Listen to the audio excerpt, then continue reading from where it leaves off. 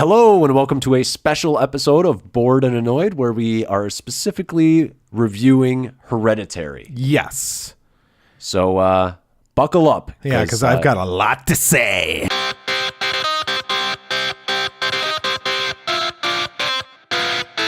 Bored and Annoyed. Let's get to the movie that you are all a Twitter and all a buzz about. Oh, I am really stoked about talking about this movie. Hold on, let me set this up. So last night, I know Alex saw this finally. Yes. It's disgusting that he waited till Sunday, but let's forgive him, folks. And I texted him saying, don't tell me what you think of this. So I have literally no idea what he's about to come out with this movie. Now, I can tell you the friends that me and my girlfriend went with to see this didn't really like it. Yeah. I've seen a lot of buzz on the internet of people saying they didn't like it. Yeah, it's the thing that I found interesting was it has a D+ cinema score. All right. That's really, really low for like mediocre movies get like A's and A-minuses. Yeah, but we both know like Deadpool probably gets an A-. Yeah, that's what I mean. Deadpool 2, I mean. Yeah. Right. And that's the thing. But then you look at the Rotten Tomatoes score for this movie, it's like an 89 or 90, something 94. Is it last 94? I checked. Okay. I mean, it's up there. But then you look at, like you were saying, you look at the audience reviews, and that's like in the 50s. Yeah, well, yep, sure. Right. And I'm not making any judgment call either way. Because critics have a reason for liking what they like, and general audience has a reason for liking what they like. So it's currently 92% tomato meter. Okay. 60% audience. Okay. So bit of a disparity there. Why don't you run down? Oh, you're really going to make me wait for this. Yeah, I'm milking this, boy. All right. So Hereditary, it stars Toni Collette in the starring role, I would say. She plays a mother of this family. Her mother just died. So the grandmother of the family. It starts with her obituary on the screen. She just died. She kind of lived like an old hermit, like a weird, eccentric woman who had a lot of secrets or whatever. Yes. And she was really close with her granddaughter, who is played by this girl named Millie Shapiro. Okay. I'm going to say she is a interesting looking little girl. Yeah. Kind of scary, your standard trope of like the kind of creepy little girl. Yep. Also in the movie are Gabriel Byrne, who plays Toni Collette's husband, and Alex Wolff, who plays Peter, who is the son of the family. So you've got your family, you got your mom, your dad, your teenage son, and your little girl. Yeah. Okay. So yeah, the movie starts and it's kind of, it takes a while to get going. We'll say that. But basically there is a secret within this family that has been passed down from the grandmother. Yes. Mainly to the little girl. Okay. I would say that's accurate. She had a close connection with the little girl, and the movie starts with a feeling of, okay, there's a connection between these two. And I don't know, this is a tough one to do a synopsis of to me. You can finish it off if you think you can do it without spoilers. Basically, the grandmother has lots of secrets. Right. And they are maybe a little dangerous. Correct. Dangerous secrets. Sure. And in the family's grieving, they uncover these secrets. And part of this is the movie's named Hereditary, so a lot of it's about like mental illnesses in the family history that have been passed down, and and what's Yeah, that's about as good of a synopsis as you can do for a movie that is basically reliant on shocks. Lots of setups. Yeah. Lots of reveals, Yeah. I would say. It's a tough movie to not spoil, and just looking at, other YouTube reviewers who have looked at this, because I was curious to see what people thought of this. Right. Kind of everybody's having the same trouble where it's like, you got to go right into spoilers if you want to talk about it, because it's so much of the shit that happens. There is one event that you do not see coming at all. Right. And that changes the trajectory of the film dramatically. Yes, correct. And in that regard, and that happens within the first half an hour, 40 minutes of the movie starting. So you really can't deal with that. And I would say that makes it hard to talk about anything that happens after that. Yes. Right. Yeah. We're doing no spoilers first. We know that you love this movie. Yes. It gets an A. It gets my it gets about my highest recommendation. Would it be what I would say? I loved this movie. No, I'm just kidding. I thought this movie was fine. I didn't love it. I didn't hate it. I wasn't even bored, but I wasn't tremendously engaged either. I think one of the things that you said that you really liked, I read your, so all I knew was that you really liked it because I watched your Insta Annoyed, but I didn't read your Hereditary review until after I saw the film. And the thing that I found interesting, and this is where we're going to differ, is you said that it sort of plays with the tropes a lot of the horror genre. Yes. I found that it did, like, that was the thing that it didn't really, outside of literally 2 moments in the film, it didn't shock me at all, and there were no surprises for me. And for a movie that's, you know, supposed to be a thriller, it's not a horror movie in my estimation. I was not scared at all. Okay, well, let me preface this. My girlfriend literally said, I might have to leave the theater. Wow. Yes. Wow. So this goes into how different people are scared by different things as well. Well, and I should say this. I am tremendously susceptible to scary movies. I am, which is why I don't like watching them all the time, is because I just don't like being scared. It's not my thing. So in that regard, I was really shocked because I was like, this is going to kind of suck.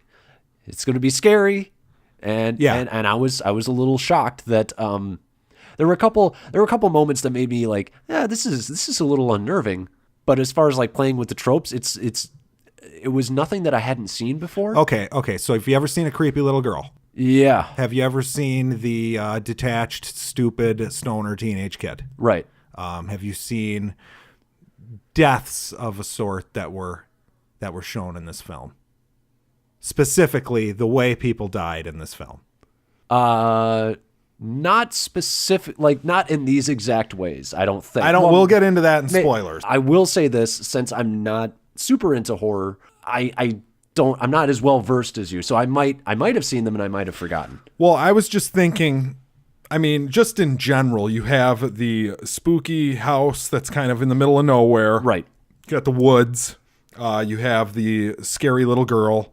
You have the stoner teenager. Mm-hmm. There's a lot of things in this movie. You've got the person who's going insane. Yeah. Yeah. I think you've got the occult. I mean, we can say that. It's not really much of a spoiler. Yeah, you've got like the occult or exorcist type issue where it's like, are these people nuts? Are they? Yeah. Exactly. You know, so they're all there in my opinion. Yeah. I mean, you have people snapping and having personality, issues. Yeah. All that being said, they didn't do with any of those things what I expected them to do. That's my point. Okay. Yeah, for me, it was once there were a couple things that needed to be laid out, and they were laid out early on in the film. And once they were laid out, I was like, okay, I kind of see where this is going, and a lot of it played the way that I thought it would, especially after watching the trailer. Because if I'm honest, and I don't know if maybe it's just, okay, my girlfriend will watch these paranormal shows. Sure. And she's, interested in the mediums and all this stuff. And God, those shows are fucking awful, by the way. They are torture to sit through. Luckily, she doesn't make me do it all that often. But anyways, point being, once you sort of see some of these things, you kind of see some things coming in this movie. Especially once you watch the trailer, and that was just my personal experience. I would agree. I can't. It's fine. I can't go into it. We have to wait until spoiler time. I'm just stoked that you loved this movie. I think this is in the pantheon, and this is. I mean, I've already gotten shit for this, but I think that for me, this is going to be in that category, maybe just a notch below of The Shining or The Exorcist, or classic horror movies of old. Okay. And it's funny because people are complaining about this being boring and shit. Mm-hmm. And it's like, go back and watch The Exorcist again, please. Watch how long they take to set that shit up before she's a green little girl shooting pea soup out of her mouth. Right. Yeah. I mean, there's exactly. Exactly. And I will say this about the movie. It's one of those movies where I'm watching it and I'm like, okay, I didn't love this movie. I walked out and thought it was fine. But I will say, on technical levels, this movie is executed tremendously. It's unbelievable. Does it kind of remind you of The Terror on AMC? Just kind of the slow, You know what I'm saying? Yeah. Okay. Shot compositions are great. Lighting is great. The way that the story is told as far as foreshadowing and stuff is all the writing's very good. Toni Collette. Oh, amazing. Yes. Your review about that is true. She gives a tremendous performance. One of the best I've seen in a long time. A long time. I was very impressed with her. And even the music and even pacing within scenes was all well done. So I'm walking out of the movie and I'm kind of like, everything there was really well made. Why don't I like this more? And so I can't tell you. It might be one of those movies upon repeat viewings that I like more. Or it might just stay the same. That's what's irritating about people that don't like it. Is I'm sorry, but if I sit down with you and I start going into what's good about it, prove me wrong. You know what I'm saying? Right. Like that's where I get irritated. Like, is it not your cup of tea? Right. That's fine. Right. That's fine. Whatever. Right. Well, but the movie sucks. I would never be able to say this movie sucks because too much of it is made too well. Right. It's definitely. I mean, just from all film aspects, it's very, very well made. Yes. 100%. So I mean, I guess it's just a personal thing why I just thought it was okay. I don't even know why. Like, it's kind of weird. Like, I almost want to see it again to see if I have a different reaction. I thought this was so good that I had to get up the next day and go see it again immediately. So how many times have you I've seen it twice. Okay. So you didn't do a 3 times. Okay. I didn't do 3, but I might go see it again. Right. Fair enough. I mean, it's I loved it. I absolutely loved everything about it. Oh, what you said about Alex Wolff too. He was pretty damn good. Oh my goodness. Oh, can we just get into spoilers? Yeah, now? we're gonna do spoilers now. Yeah. Okay. So here's where I think, upon reevaluation, you're gonna watch this movie someday and say it's a masterpiece. Okay. I'm a big scenes guy. Right. I like good scenes. This movie has some of the best scenes I have ever seen. I mean, trope, like someone loses their head, there's a gruesome death in a movie. Okay. Beheading. Right. You focus on a different character for minutes. Minutes. You watch him, basically what happens in the scene. We're into spoilers now. He's driving his sister to the hospital because she's having an allergic reaction. Yeah. And she's hanging out the window trying to get a breath. And this is the shocking scene of the movie. Right. This is like the holy fuck. This is yeah. And her head hits they swerve out of the way because like there's an a animal. dead deer in the road. And the little girl, who you think is like the linchpin of the movie. Yeah, you basically think she's almost the main character. Correct. Almost. She hits her head on a power line pole. Yes. Loses her head. Literally. You see it hit the pole. Yeah. But then you focus on the character who's driving, who's the brother. And he's just sitting there in shock, tears coming out of his eyes. Right. And then he goes home and he just lays in bed. He doesn't tell anyone that he did this. And at first you're kind of sitting there like, oh, wait a minute. Yeah. But then you start to really think about it. It's like, can you put yourself in that? What good would doing anything for him do? Right. I mean, I saw that, and it took me a little while to sort of figure out what had happened because they wait a long time to deal with the fact of he had, like, they don't tell you until like 10 minutes later that he didn't say anything to anybody. Well, he goes in his bedroom. Yeah. And he goes to sleep. Yeah. Or he doesn't sleep. No, he just lays sleep there all day. And the camera is on him. Yeah. And you don't see the beheaded body at all. No. For a couple minutes. They have a shot. Oh God. Amazing. This guy knows his horror, this Ari Aster guy. Yeah. So they have a shot where it's a close-up shot on the brother's face, this Alex Wolff. Yeah. And he's just kind of laying there in bed, like waiting Yep. for the day to start because he knows, like, well, fuck, I'm in shock right now. I'm Yep. frozen. Yep. And you hear the mother say, like, hey, I'm going to go out and get some groceries or something. And then it's just... And then you hear her go outside. You hear her come back inside, and it's just screaming in terror. And then they show you the head laying in the road. Yep. That is masterful. Yeah. I mean, it's like you said, it is the shocking scene in the film, and they nail it. Well, and it's funny because, like, my whole review on the website was kind of going into what I liked about this movie was that it was like an exaggerated version of everyone's families. Like for that scene, it reminded me of like when I did something wrong and I was in trouble for avoiding it.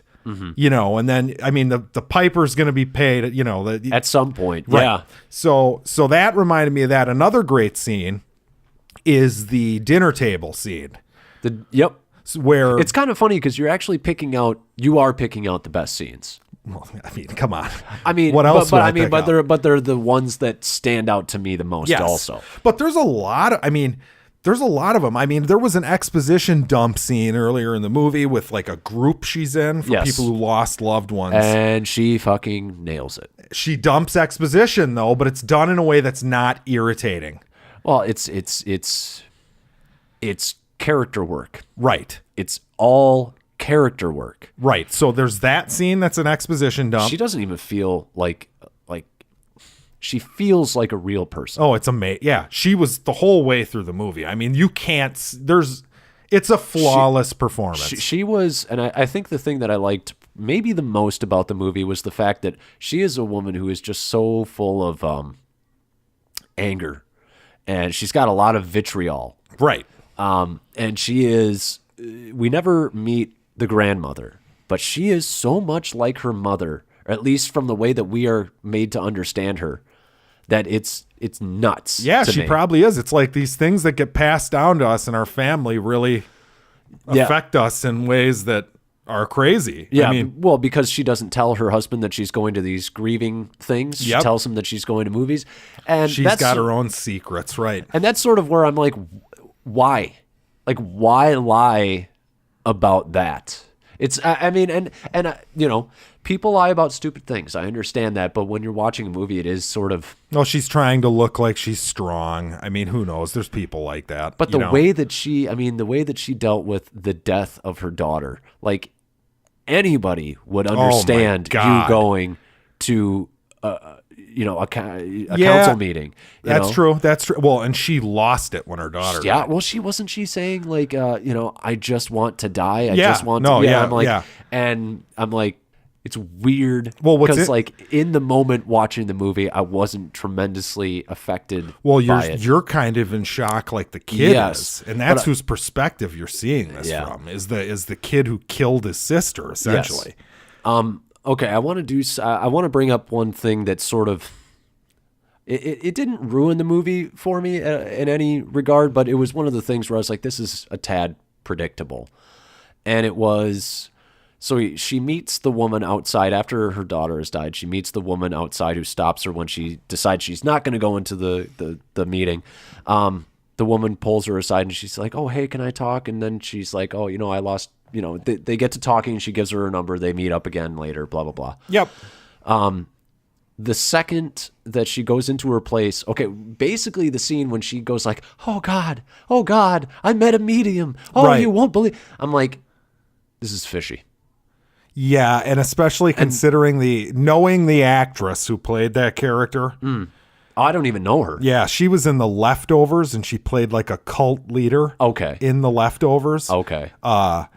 I kind of saw that one coming too. Yeah, and well, they really, really, really hit it home, and I think it's the first meeting before she even does the whole like, this is why the seance. Before she does the seance to talk to her grandson. Yeah. Before she does that, Toni Collette's character sees that mat at her door, and she says, "Oh, my mom made ones just like this." And I'm like, "Oh, come on!"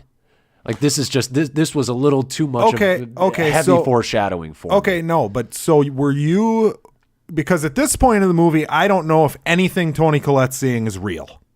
Oh, that's really? where I was in the movie. Oh, and okay. I will make the case that the only thing in the movie that really gives it away as being real is that the husband sees the glass move when they do the seance in the house. Otherwise, every single thing in this movie, as far as I can tell, you could be seeing from the perspective. I mean, she already almost lit her kids on fire. Who's to say she didn't dump that gas can all over her husband and light him on fire? Now I sort of see why you liked it so much, because it messed with your head about See, I just assumed it was all real. Yeah, that was not. I don't believe that's what they were going for. And see, and that's the thing is like I'm like, yeah, I get that that's maybe not what they're going for, but the second that they start introducing some of the occult stuff, I'm like, yeah, I see where this is going. Yeah, sure. Well, the reason I say that is because the occult thing that woman does is she has like this Latin saying that she says, and then she can talk to her grandson and he moves the thing. And I'm like, I know that this is a movie, but this really isn't how these mediums work. They wouldn't have you say Latin words that you don't know what you're saying, and they wouldn't just leave them here for you to say on your own. And so I'm like, this is very, I very, think that's very a nitpick. fishy. It's not really a nitpick because I ended up being right about the character and about what she was trying to do. Sure, but she still has to say the words given to her in her own house. I mean, the whole point is to set up Toni Collette so that she has to go say the words she doesn't understand in her own house. That's what I mean, though, is that's why I knew that it was fishy, is because a medium would never ask you to do something like that because they believe that, Latin words can call demons and whatnot. I suppose, but she's not really a medium. She's just a woman and that was the other thing, too, is I was like, when she goes, I'm a medium, I'm like, No, you're not. Yeah. Like, right. I'm sorry, I've seen too much of this shit to know that you're not a medium. Yeah, but she's insane, though, at that point. See, I didn't know. She's bonkers, dude. See, I didn't really think that. See, and she comes in the room. Hey, come here. Her whole family's looking at her like, you are fucking nuts. You know what's really great, though, about that is the fact that when she's talking about her family at that grieving council thing, she says, what was it? Her brother, who was a schizophrenic, killed himself? Her brother, whose mother tried to put people inside of him. Yeah, you find out that he wasn't schizophrenic. Right, he wasn't nuts. And then her it's father, just or it's a mass delusion that this family has, like, they've given each other enough information through their own insanity that they all have these auditory hallucinations. Mm-hmm. And I mean that's what they were trying for throughout the movie, I believe. Now at the end of the movie, I believe that it's all real, but yeah, I think that the idea was to get you a little off kilter as to, well, wait a minute, is she nuts? Because she's the threat, right? And I think that's why I'm looking at it and I'm like, I didn't actually think of her as the threat because it wasn't until the scene where the son thought that she was choking him, pulling his head off. Yeah. But I was like, and well, there's even thematically that they're all losing their minds. They're all losing their heads, quote unquote. Yeah. And I do appreciate sort of like the double meanings within the script. I do think that's great, but there were logistic things. Like I was like, I don't see how she could have gotten behind his bed. Correct. To choke him. Yep. And so I was like, I think that's somebody from outside the house trying to choke him. Or he's imagining it. I'm pretty sure it was a dream. Yeah. The dream scene was great too. That was the moment that had the audience that I saw it with the most engaged in the film. Was when she says, I never wanted to have you. People literally gasped in my theater. They did as well when we went and saw it. And that was a powerful scene. It was a powerful scene, and then they fucked you up because she kind of did the, like, Danny from The Shining scream thing when she first walked in there. So you're all like, holy shit, she's freaking out. And then they end the scene with her doused in paint thinner and a match going off. It was just fucking crazy. That was the second they showed him, and he's, like, drenched in something. I was like, oh, this is a dream. Because then they cut back to her, and she's drenched in shit. And then, oh, God, it was fucked up. It was good. I mean, right. You see, and that's the weird thing. That's the weird thing for me watching this movie. I'm like, there are a lot of good scenes. I just don't know why it didn't coalesce for like a great experience with me. Well, okay. So I'm watching this as a family drama. Mm-hmm. Back to the kitchen table scene, because I started to talk about that. Yeah, that's a great scene. So there's a scene in the movie where basically the teenage brother who killed his sister, Gabriel Byrne's character and Toni Collette's character at dinner. Yeah. And it's like one of those family dinners where it's like awkward. Yep. Because there's shit that needs to be dealt with that isn't being dealt with. Yep. Whatever. So the son looks at the mom and basically says, like, just say it. Like, just say it. Just get it over with. And then she's like, you're going to look at me no matter, with that face on your face. And she goes into this like monologue about him killing, like, look, I love you. I wish I could take away the pain that you feel for having killed your sister, but I can't, and you did it. And there's nothing I can do about it. To which he kind of says, Mom, how about your part in this? She didn't even want to go with me to this thing that I had to take her to because you made me. Yeah. Now, part of me is thinking just the way the scene's acted is great. And poor Steve, the husband, who's just married into this crazy shit. Yeah. None of this hereditary madness that's going on is any of his fault. Yep. He's even keeled the whole movie. Yep. I would say he's not even keel at the very end, though. True, because he kind of finally loses it with her. He kind of says, like, no, I'm not doing this anymore. Well, and that was my thing, too, is I was like, I don't know what she did in the movie to really make him, other than the seance scene, which is like, okay. She's making a model upstairs of her fucking daughters. Yeah. That's fucking weird. She's acting weird. Okay, that was weird. She's leaving the house to go to the movies. He doesn't believe her, but it's not worth his time to really, like, he doesn't want to press her on it because he feels like she's a powder keg that's going to go off. Right. Well, but okay.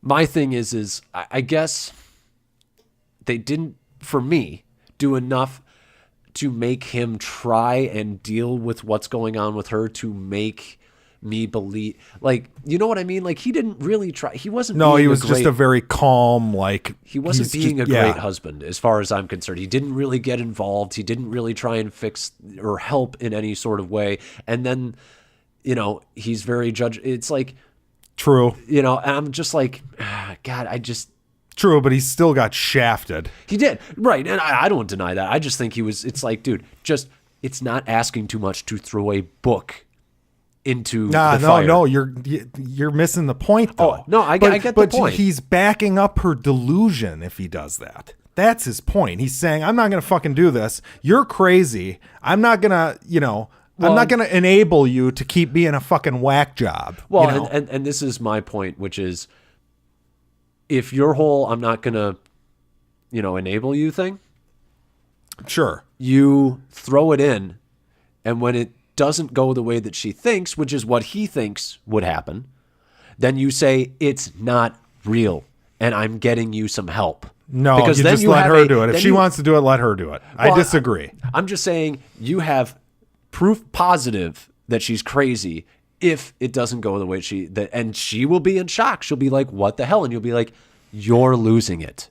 And we need to take care of this. That's how I would have handled the situation. And for him not to do that was actually very frustrating to me, because I'm like, if it goes crazy and she does light on fire, you fucking saved your son.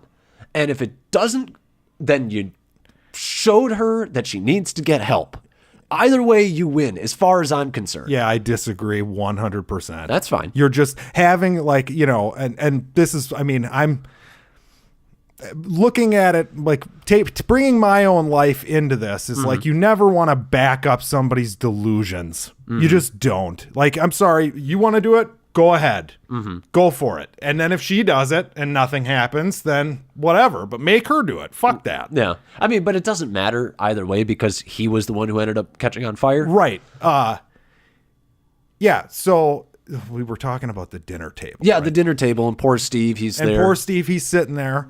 And it just reminded me of like when my older brother had to watch me. At times when I'm sure he didn't want to. He wanted to hang out with his friends or whatever. Just imagine. Like, that's where I went with this. Is like, I can't, if something were to have happened to me, right? Like, there's very real shit in this movie. Right. That, like, obviously you're a high school kid. You're given this responsibility that you didn't ask for. Yeah. And what the fuck? It could happen to anybody. Yeah. And this movie uses these extreme situations to kind of bring to light, like, family drama that we all have. There have been times when, I'm pissed at my brother or my dad or whatever, and it's like, I don't even want to look at him. I just go home, walk into my bedroom, you know. There's a lot of that shit in this movie. And it's funny to me that it's this kind of a movie that made me feel so like attached and connected to everything that was going on. I mean, I found just as much interesting shit just in the family interplay as the terrifying scenes later in the movie. Actually, I would say for me, that's the stuff that worked the best was the family stuff and all of actually, yeah. This is what's great about this podcast is I really get to sort of marinate in my thoughts about these movies. That's the stuff that worked, and it's the paranormal stuff that didn't work for me. All right, so I think that worked too. I think that worked better than I've seen it work in a long time. I mean, just the skill with which it was done is fascinatingly well, the amazing. scene when he gets up and he thought he heard something and she's in the background in his bedroom. Oh God, for like 40 seconds. Yeah, that was great. There's a trope right there. Something in the corner of the room. Now that thing immediately, typically, boom. And I don't know if my audience was a typical audience, but when she crawls out, did they laugh? They laughed. Okay, yeah, that's fine. See now, so here's what's interesting. I think laughs are tough to read because I've been hearing a lot of that of people laughing at the movie. Now I was laughing like hysterically. Because it was a fucking blast. Okay. Like the girlfriend is sitting there screaming hysterically, and I'm laughing my ass off. Like the scene I think about is the sawing of her own head. Right. Like when and the way he knows when to show shit. I mean, you just hear like this. Yep. And then all of a sudden, like you look and there's the fucking woman has got like a piano wire or something, like a razor wire, and she's cutting her own fucking head off. Yeah. And it's disturbing. Yeah, that was a great shot, and once again, Toni Collette rocking it with that look. and I will say this about the movie: there are lots of memorable shots. In it. God, yeah, that shot you already mentioned with like the whole Spider-Man. She's sitting up on the corner. There's the another creepy one. Was when the little girl's in the bedroom and she makes the noise and her head like tips forward like it's going to fall off, and then it's a beach ball or whatever. Yep. Awesome. It's good stuff. Yeah, there's a ton of good stuff. His tendency to know when to show something is what I found very admirable. I mean, I don't know why, though, it just didn't scare me. Or really, I mean, there's a sort of a general sense of like suspense for most of it. Right. Okay. Well, are you the type, and this isn't like an insulting question, but are you the type that's scared by like noises and shit? Like it, every time the clown comes on the screen, it's like, I found it to be a tremendously fun movie. Right. Okay. But I didn't find it scary. Okay. What's a scary movie? See, and this is weird because I actually haven't been scared by a movie in quite a while, so that's kind of weird to me. But the movie that scared me the most, and you're probably going to be like, dude, you're fucking lame as hell. But the first time I watched this, I was alone in a house at night, and it was Paranormal Activity. Okay. And that creeped the fuck out of me, and it's a lot of it was, demon shit. That's the weird thing about this is occult stuff is really what kind of scares me, is because it's like there is no fighting what you can't hit, what you don't know how to deal with because you're not adept at this shit. And so I'm like, this actually should have scared me, but it didn't. And with that movie, maybe it was because it was the found footage style or whatever, but I was very unnerved. Well, it's by funny that movie. because like to me that's insane. Right. Like that just goes to show it's beauty is in the eye of the beholder. Well, and I didn't even really think the movie was that great. It just it creeped you out. It creeped me the fuck out. Yeah, see, so to me that's not scary at all. Right. Like that, I mean. But see, and I think the movie got in my head because that's my thing. It's okay. like if demons are real, I don't want to fuck with that shit. Well, but this one didn't do that for me, and it's just there strange. was parts that were just I don't see how a person, and it's funny because there's a lot of people that say they weren't scared by this. I'm not scared by this. I'm laughing, like right. I know if something is scary based on how fucking nuts and out there I think it is. Now another the thing that was kind of creepy to me that I would imagine would scare people, but apparently it didn't, was when he's in the house at the end of the movie, there's just that naked guy who's like smiling in the corner of the... That was creepy. Yes. So there's a lot of like, and it's there for a while. Like that's what's interesting is he puts shit on the frame that I pointed something out to the girlfriend that was on the screen. Right. And I pointed it out because I can feel when she's like tense next to me. You know, I can tell. Yeah. And I kind of tapped her with my elbow and I'm like, up there. Like I kind of pointed towards it and she's like, oh shit. And it's like, that's fucking cool. And when he goes up into the attic towards the end, there's a person in there. Yeah. That he doesn't see. Yep. And I would imagine you could miss him. Yeah. You know, but if you see him, it's really special. Yeah. Because you know it's there and you're not going to get jump scared. Like I counted one, unless you want to call the accident a jump scare. See, I don't even think it was a jump scare. It was just unnerving. It was insane. Yeah. It was shocking, but it wasn't scary. No. Well, I was horrified for a different reason. Well, that's what I'm getting to here is the horror in this. You really have to put yourself in the shoes of the characters that you're watching and how awful this would be. Because this is a movie that makes you feel bad for them, I would say, for the most part. Like, to me, it is horrifying the thought of being that kid that just killed his sister. Yeah. Through no fault of his own, really. Yep. I felt I actually think I felt the most for him out of probably any character. Well, yeah, I mean, so I said through no fault of his own. He was irresponsible and that he left the butt. Absolutely. Who the fuck hasn't done something like that? Right. You know what I mean? Well, and it's one of those things like, you know, I have a tendency to, if I don't agree with a decision that a character makes in the movie, it's sometimes hard for me to sort of disassociate that. But I'm like, but hindsight is 20/20. And this is a kid who wants to go to a party, get his rocks off and smoke weed. Yeah. Like, he's a very stereotypical kid in that regard. But I also do think, I'm like, you've got a sister that looks like she's mentally handicapped. It's sort of weird that you would, you know. Well, that was so interesting too, because I don't believe this actress is mentally handicapped. Yeah, she might not be. No, I don't think she is. And it's just you just can't help when the movie starts the way that it starts, and from the trailers and everything, you can't help but believe she is the key to this movie. Mm-hmm. And I guess in a certain way she is. Not really, but well, what she represents is key. Yeah. Well, what did you think of the whole occult? The idea of like there's this satanic cult. Yeah.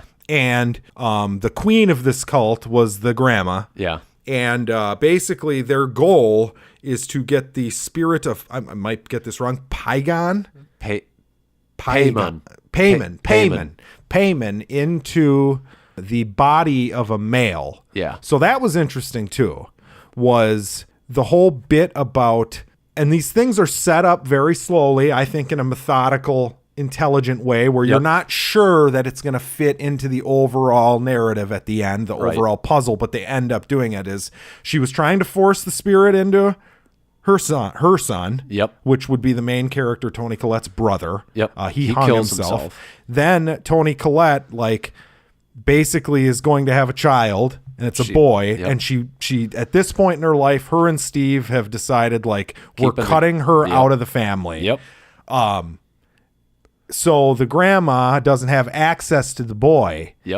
But then when the girl is born, she's back in the family.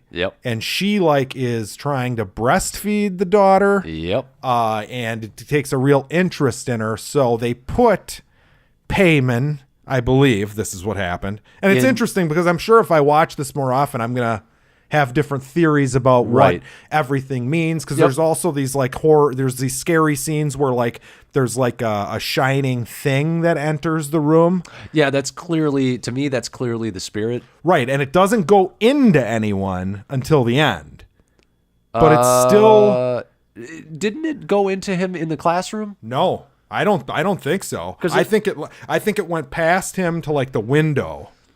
Okay. Because, yeah, I thought it did like a sort of shrink around him thing in there. It does weird shit, but like it never goes into the mother. Yeah. You know what I mean? But she still goes apeshit. So that's where I think that there is a mixture. I don't think this is a straight exorcist, demon, whatever movie. I think there's two things going on. I think that there's one aspect where the mother is fucking nuts and this is happening. Well, I think the mom, see, I don't know if I'd go so far as she's nuts. I think she was a very, very angry person, and I think she was kind of passive aggressive too, not only to her mom but to her children. I mean, the whole making the model of her dead daughter's death scene. Well, it's her weird way of coping. It's her weird way of coping, but I also think it was passive aggressive against her son, if I'm honest. And so I don't know if I would classify her as nuts. I would just definitely classify her as a very, very angry woman. I mean, so you're saying that when she went into her kid's room years before that's but I'm saying, like, you're saying that the demon did that? No. What I'm saying is sleepwalking doesn't mean you're nuts. I don't think she's sleepwalking though. Oh, okay. That's not. I think that there's DID, dissociative identity disorder, within her family that's explained in the movie. Okay.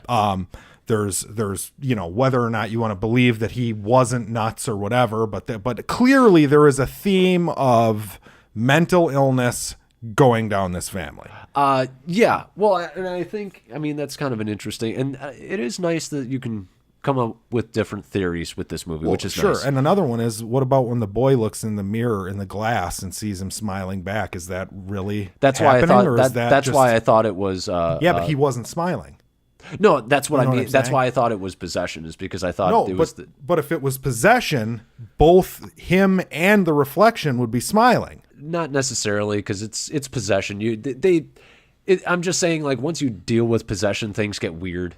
You know what I mean? Well, if because if it's possession, he could be seeing something that the demon wants him to see. But then what's the point of the movie if you can just possess him in the classroom anyways? Then the movie's over. See, that's what I don't know, and that's why I'm not so sure about that scene. But I thought it went in him. I thought it did, because I don't believe. But I will see it number 3. I'll see for the third time. I'll have to see it again. Now, at the end, the one that really gets me, too, is the lighting of the husband on fire. Yeah. Because, to me, you've already established that at one point she was about to light her family on fire. Yeah. She was going to kill her kids and light them on fire. Uh-huh. Now, the husband gets lit on fire. There's lighter fluid.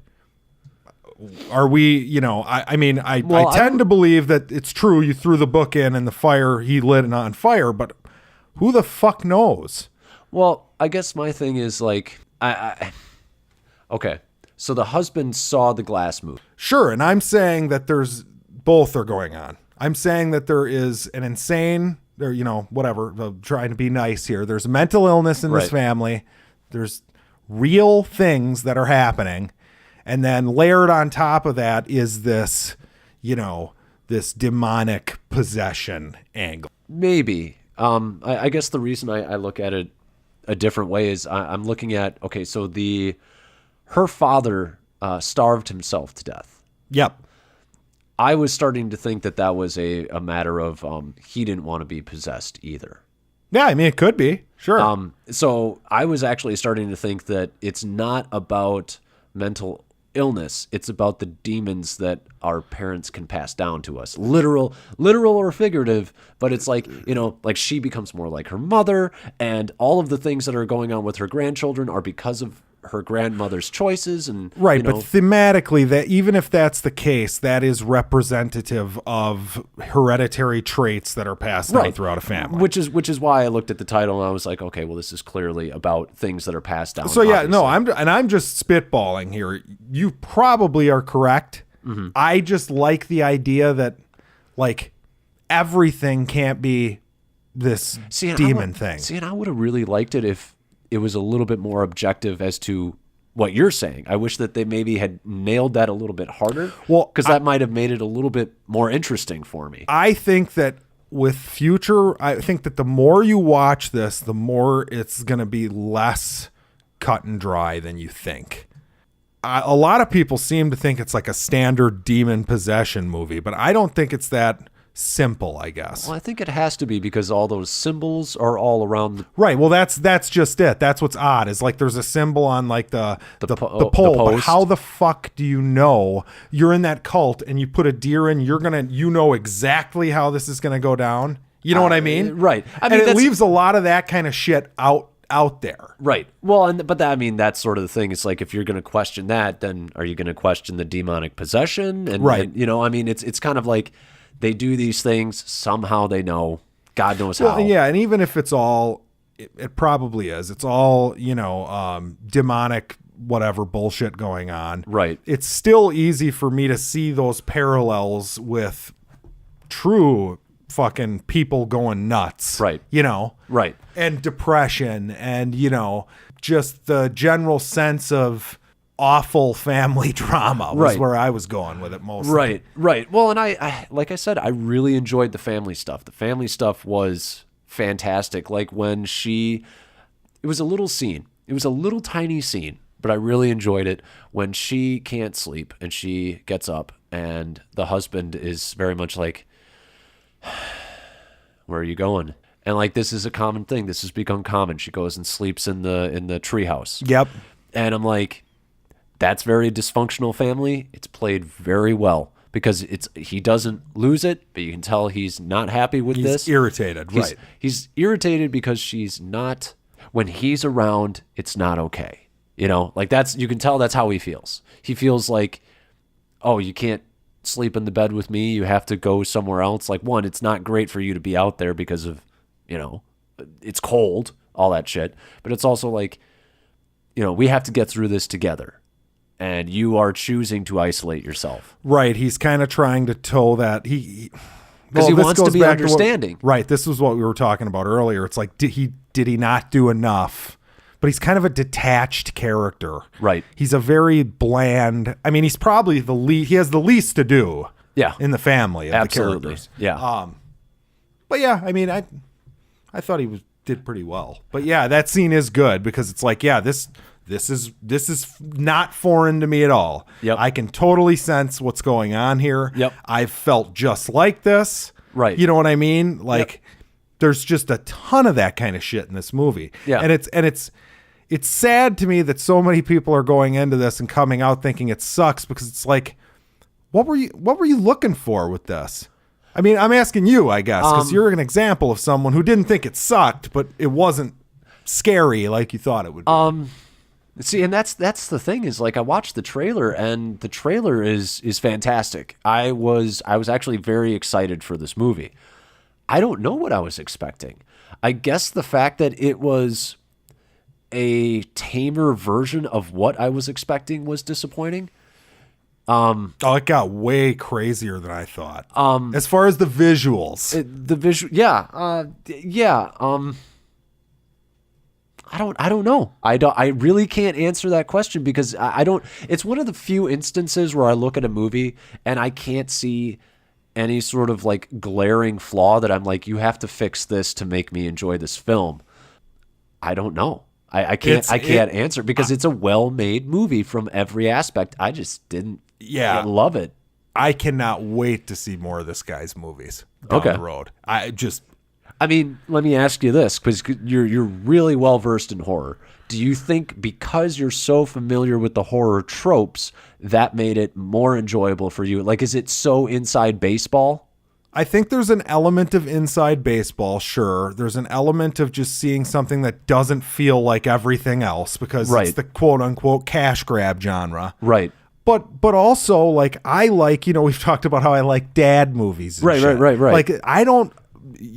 Give me an hour of just dialogue and character building shit. Right. Yeah, I know you like slow movies. Right. And I'm usually completely fine with slow movies. Right. And I didn't even really find it all that slow because the characters are all engaging enough. But your audience that's going to see this wants to be scared every 5 minutes, apparently. You know what I mean? I do. Can I take like 1 sec? I want to make a little diatribe here for 1 second. So there's this overweight guy, probably late 40s, early 50s, came in with pretzel bites and sat down and halfway through the movie just starts hacking hacking and hacking and hacking to the point where he actually left the theater. I was like, oh, hey, you're not a complete ass. He fell asleep after he came back and was done hacking. Just don't go to the movies if you're sick and you can't stop yourself from coughing, or you're tired and you want to go to sleep. So true. Remember the guy snoring behind us at the Endless? Yeah. We were going to talk about it during that podcast. We forgot. What the fuck is... Oh, and I'm pretty sure it was him too, but early on in the movie, somebody's phone rang, and it was one of those like very classic, like actual sounds like an old-timey phone ring. And I'm like... That's not distracting at all. This has got to be that guy. It's got to be that guy. And I'm like, just get the fuck out. I know, it's terrible.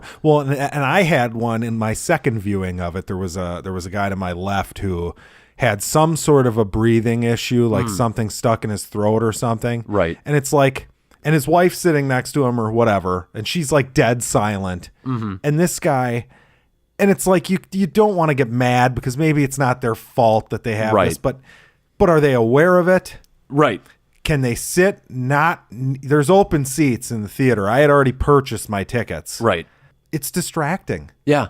It's distracting. Well, and here's the thing is I know that sometimes I can breathe loudly. You know, everybody has a time when they're breathing loudly. But if I'm in a theater, I'm very conscious of what I am, especially in a movie like this where there's a lot of quiet scenes. Oh, yeah.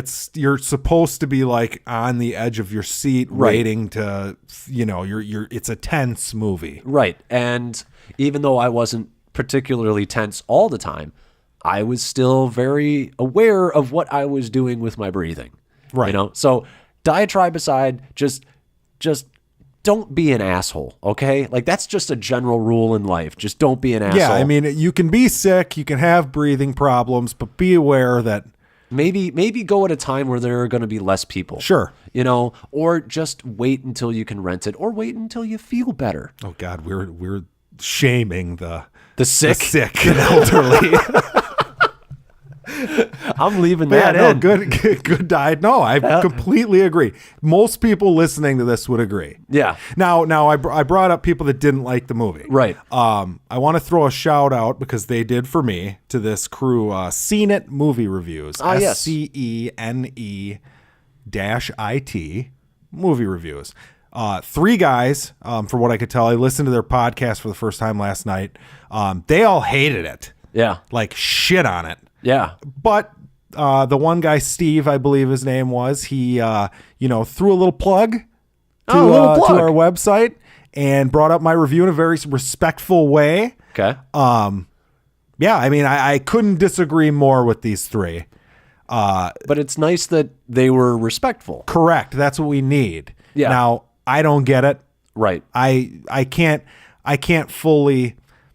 I'm not down with their opinion on this. Right. Because to me, it's clearly, even if you didn't like it, right, it's clearly well made. Yeah. It's clearly something different. It's not a cash grab Blumhouse movie, you know? Yep. I mean, at least give it respect where respect is due. Right. And that's why, I look at this one, I'm like, hey, I'm just glad that Jackson really genuinely loved a movie again, because it doesn't happen all the time. Correct. And I think this one's in the Best Picture 10 movies at the end of the year. Yeah, I mean, not for me. No, I'm saying Oscars. I think that this genre movie for horror is going to be nominated for multiple Oscars. I think it will be nominated. Okay, if we're going to do predictions like that, this is nice. We got, it's a podcast. We get to do it for posterity. We get to see who was right. But I mean, I think Toni Collette gets nominated for Best Lead Actress. Sure. Oh, yeah.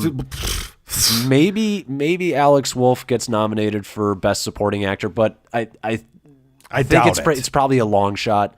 Well, this is we're going back to our issue where, I mean, last year a genre film won Best Picture. Yes. Not quite as extreme as this. Right. But we're getting back to, why aren't movies like this recognized? I remember being so happy just to have District 9 nominated for Best Picture. Right. And it's like, well, no shit. That was one of the best movies to come out that year, but you're still surprised.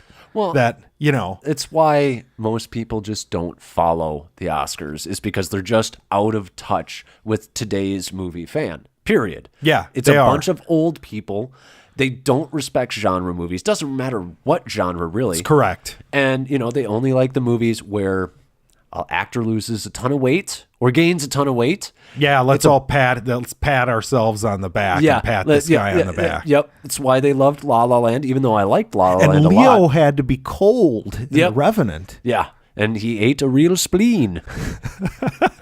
He's a vegetarian, don't you know? No, I think this one's going to crack the top 10. That's my big prediction. Putting myself out there. Wait, what do you mean crack the top 10? Oh, you mean for your list at the end of the year? No. I'm saying that from what I understand, Best Picture now, there's a max of 10 movies that they can have nominated. Okay. Now, it's not going to come close to winning. But I believe at the end of the year, this movie will be recognized. This is an out there prediction too. I'd say it's artsy enough. Yeah. It's a very good blend of being artsy and mainstream, in my opinion. Yeah. Like, it doesn't feel like an art house horror movie, really. Right. But it kind of does. Right. I would say, you know what? I'm going to be a real cynic on this, and I'm going to say you are more than likely right, and I'll tell you why. Oh, wow. It's because the audience score is so low. Oh, they're going to shit on the audience. I think, and I'm not saying... I like it. I like it. I'm not saying it's a spite thing, but they really do like the whole, we understand things that you don't thing. And to be fair, both of us can do that too. Yeah. Well, I mean, that's the thing where I look at this movie and I'm like, I think you have to be fair with your movie review on this. You cannot enjoy it, but you can't say it's a poorly crafted film, because it's clearly not. Right. In every aspect.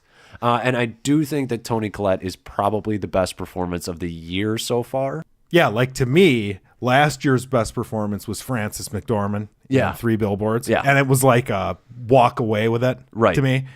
This, to me, far exceeds that. Wow. She nailed everything, man. She really did. It was insane. Like, I'm trying to even remember. I mean, I have a really hard time remembering all the movies that I've seen all year. Yeah. And what great performances there have been. Well, she was nominated for The Sixth Sense. Okay. As Best Supporting Actress, I believe. Okay. For playing the mother of Haley Joel's character. Right. And she was great in that. Yeah. But this is if you're nominated for that. God, there's just a part of me that's such a devil's advocate that I'm like, can I think of something that goes toe to toe with this from this year?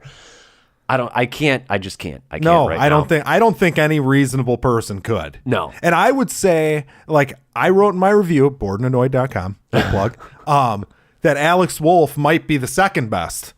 Argue with me. Right. I mean, he does a great job. I'm not gonna deny that. Right. Is it the most enjoyable performance?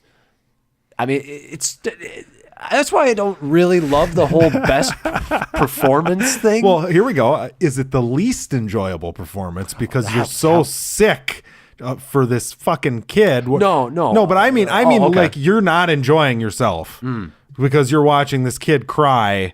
I feel really bad. Feel awful. I feel really bad for him. I do. I really loved Jodie Foster in Hotel Artemis. She was great. She was just great. But it's a different tone. Yeah. It's much lighter, and she's not. I don't think that she's asked to do as much. She's asked to do quite a bit, and I'm sure she can have some fun with it. Yeah. In this movie, there's no fun being had. Yeah. So maybe Toni Collette had some fun just going on her terrified outbursts. Yeah, she got some great shit in there, and I do love little shout out to the lighting. I do like a lot of the lighting because they chose lighting that in certain scenes she could look creepy and then end up not looking creepy later on, depending on where she sort of moved within the room. Very true.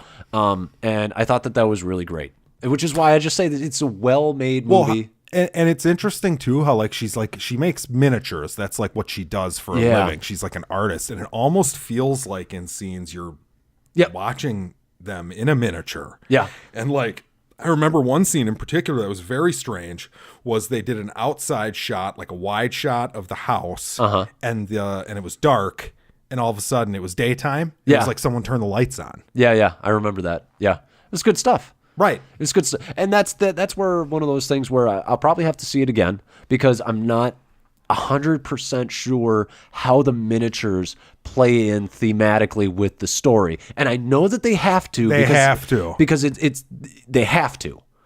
Well, maybe it's just the demon like playing with all these little pieces that are definitely could be. I mean, it could have just been like the mom, right, playing with them. Or like she's representative of the fact that they really don't have any control over their fate. Right. And there's this outside thing that's just creating this whole. And see, this is why I know that it's a good movie. It just didn't resonate with me. Right.